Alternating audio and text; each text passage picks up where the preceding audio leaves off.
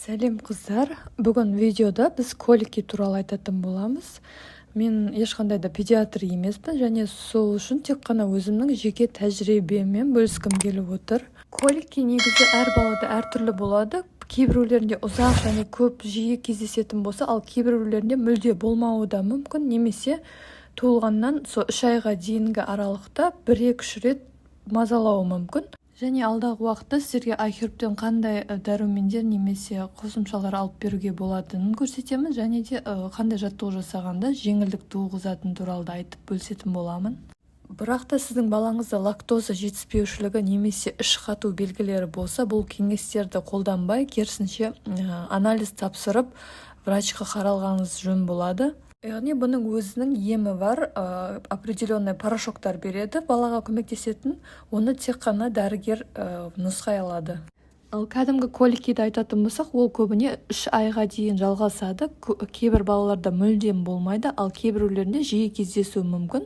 Сол үшін осы кеңестерді пайдаланып, балаңыздың ауруын жеңілдетуге кеңес етемін. Кәдімгі коликидің пайда болу себептері, ол деген баланың асқазаны енді қалыптасып келе жатқандықтан, сондай адаптация периоды деп айтады ғой, сондай сияқты бір кезең болып есептелінеді. Сонымен қатар айта кететін бір қызық жағдай, ол деген колики мысалы тек қана анасын еметін балаларда қана емес, және де смесь ішетін балаларда да кездеседі. Сонда бұл түйін ананың тек жеген тамағына байланысты баланың ішінде колики болады деген ойдың дұрыс еместігінде көрсетеді. Енді бұл ой 50-50, нақты осылай барлығында деп айтып шешім шығара алмаймыз. Сондықтан да барлық кеңестерді ұстанғаныңыз жөн болады деп ойлаймын. Ал келесі кеңестерімізге көшетін болсақ, ол біріншіден сүт өнімдерін өз рационыңыздан алып тастай тұрыңыздар. Одан кейін алып тастайтын нәрсе ол термообработкадан өтпеген жеміс-жидектер мен көкөністер.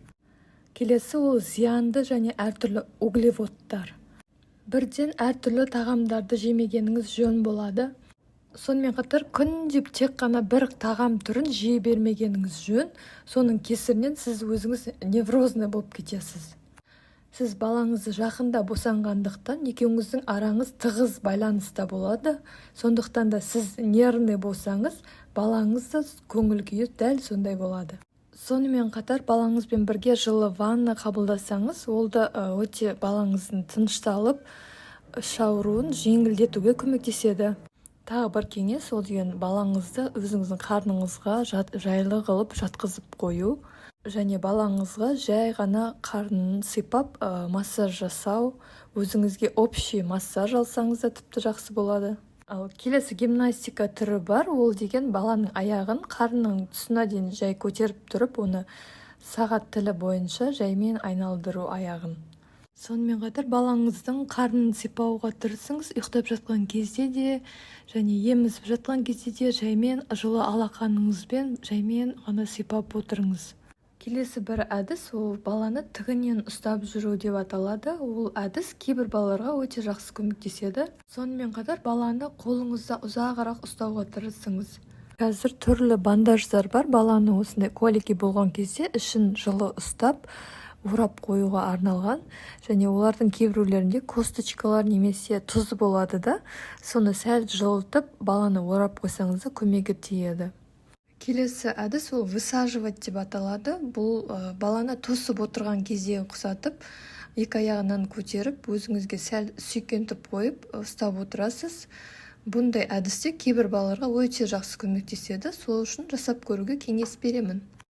Сонымен қатар баланы 3 айға дейін остеопатқа көрсетіп алуға кеңес беремін. Осындай колики бар екенінде сол дәрігерге ескертіп айтсаңыз, ол өзінің кеңестерін береді.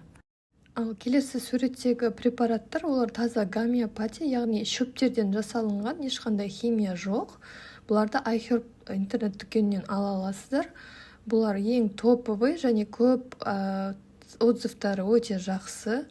Осыларды алып көруіңізге кеңес беремін.